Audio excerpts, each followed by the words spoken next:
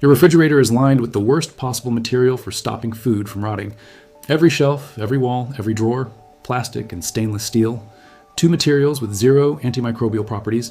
Bacteria land on them, multiply, and circulate through the cold air onto everything you spent money on. And there is a $4 fix that ancient Egypt, Rome, and India all figured out independently thousands of years before refrigerators existed, and that the EPA quietly confirmed in 2008, that nobody put in your fridge because there is no recurring revenue in it. It is copper, and a coil of copper mesh near your fridge's air vent is about to change how long your food lasts.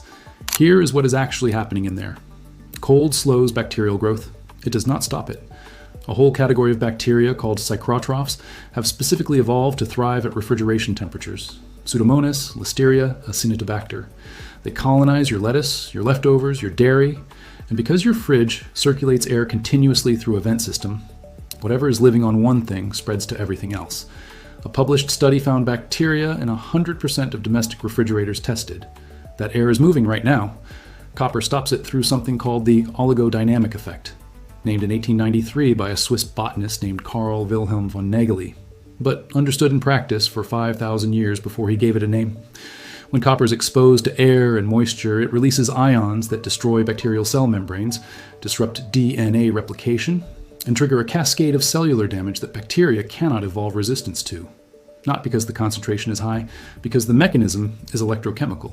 You cannot genetically adapt your way around a metal ion dismantling your cell wall. That is not a biological problem. It is a physics problem.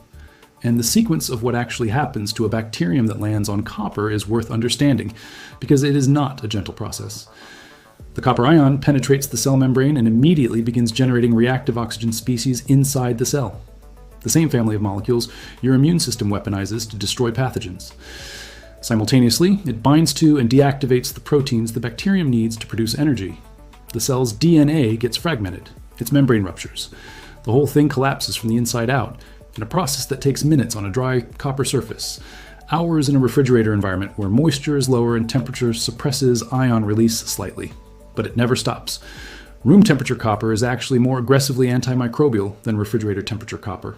The ions move faster in warmer conditions, which means the effect your fridge copper is producing is the cooler, slower, continuous version of something that at room temperature kills E. coli in under 20 minutes.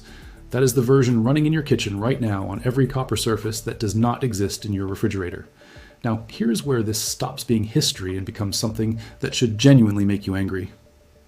In a landmark clinical trial, researchers replaced standard touch surfaces in hospital intensive care units with copper alloy surfaces, bed rails, IV poles, call buttons. Hospital-acquired infections dropped by 58%. 100,000 Americans die from hospital-acquired infections every year, 58% fewer infections from switching the material of a bed rail. The reason hospitals are not lined floor to ceiling with copper is not evidence. The evidence is overwhelming. It is capital expenditure. Replacing infrastructure costs money that already built hospitals do not want to spend. Your fridge shelf costs $4. On February 29th, 2008, the EPA registered copper alloys as the first and only solid surface material in American history to carry a public health claim for continuously killing bacteria.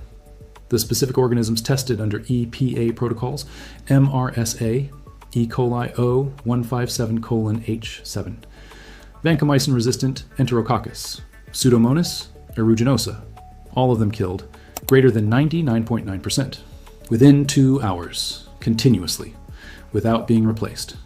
The registration also states that copper retains this efficacy even after repeated contamination, meaning it does not get used up. It just keeps working. Now here is the part the appliance industry does not want to be a YouTube video. Stainless steel, the material lining your refrigerator, the countertops in your commercial kitchen, the surfaces in your hospital, was not chosen because it was the best material for preventing bacterial growth. It has none. Bacteria that land on stainless steel are in a perfectly comfortable environment. They attach, they divide, they form biofilm, a protective matrix that makes them significantly harder to kill even with cleaning products, and they thrive. The material was adopted at scale in the mid-20th century because it was cheap, durable, easy to fabricate, and visually associated with cleanliness in a way that consumers responded to. It looks sterile. It is not sterile. In the EPA test studies where copper alloys were compared directly to stainless steel, researchers left bacteria on both surfaces and checked back. On copper, dead within 2 hours. On stainless steel, still alive, still multiplying, no reduction whatsoever. The entire food industry and the entire appliance industry standardized on a material that does not interact with bacteria at all, in environments where bacterial control is the entire point. And they have stayed with it because switching is expensive and you are not asking questions. Now here is what that means inside a sealed, air-circulating cold box. The copper does not need to touch your food. It does not need to coat every shelf. Ions released into an enclosed, circulating air environment suppress the ambient microbial load that is moving through your fridge constantly. Less bacteria in the air means slower colonization of every food surface. That strawberry that went soft on day 3 lasts to day 6. That leftover container that smelled off by Tuesday is still clean on Thursday. The 30 to 40% of groceries that American households throw away before eating. That is not a shopping problem. That is a materials problem. And the materials problem has a $4 solution. What you need is a copper mesh scrubber. Not copper coated, pure copper. The kind sitting in the cleaning aisle of any hardware store, dollar store, or home goods section. 3-pack for about $4, sometimes less. Dawn makes one. There are a dozen brands. You are looking for a label that says 100% pure copper mesh. You coil it loosely. The shape does not matter. You just want surface area exposed to the circulating air, and you place it near the back of a shelf, close to where your fridge's circulation vent is. That is the entire installation. No tools, no drilling, no mounting hardware. You put a piece of copper mesh in your fridge and you leave it there. It does not expire. It does not need replacing. It never stops working. One thing worth knowing about how copper changes over time, it tarnishes. The surface darkens and develops what is called a patina. This is not the copper losing its effectiveness. Studies have specifically tested tarnished versus untarnished copper surfaces and found that the tarnished surface actually kills bacteria faster. The oxidized layer increases the surface area, releasing ions into the surrounding environment. So if your copper mesh turns dark green or brown over months in the fridge, that is not a sign that it needs replacing.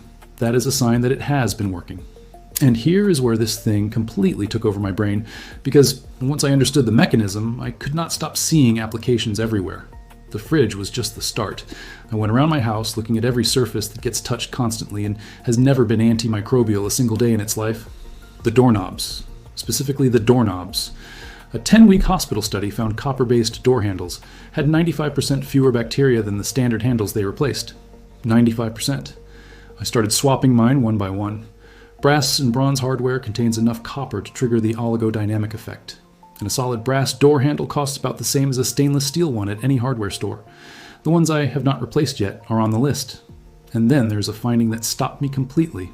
Researchers discovered that copper does not just clean itself. It cleans what is near it. They called it the halo effect.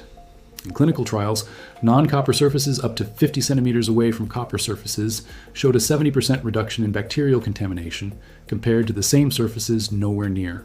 Copper. The copper is not touching those surfaces. It is not coating them. The ions in the immediate environment are suppressing bacterial load on everything nearby. A single copper element in a space is pulling down the microbial burden of the whole zone around it. In a refrigerator, in a room, on a countertop. Which means the cutting board next to the copper scrubber in your kitchen drawer is cleaner than the one across the kitchen. And it gets stranger. Your light switches, the things you touch with unwashed hands every single day, multiple times, that almost nobody cleans, are sitting there in plastic doing absolutely nothing to the bacteria you just deposited on them. Brass switch plates are a direct swap, sold at every hardware store, and they have been killing bacteria continuously since the day someone first noticed that brass door furniture in old buildings seemed to stay cleaner than the new stuff that replaced it. Which is not a coincidence. That is the oligodynamic effect operating in plain sight for 200 years before anyone ran a controlled trial on it. The Egyptians stored water in copper vessels because they noticed things kept in copper stayed clean while things kept in clay or wood went foul. The Romans built copper into their aqueducts and carried copper antiseptics into battle.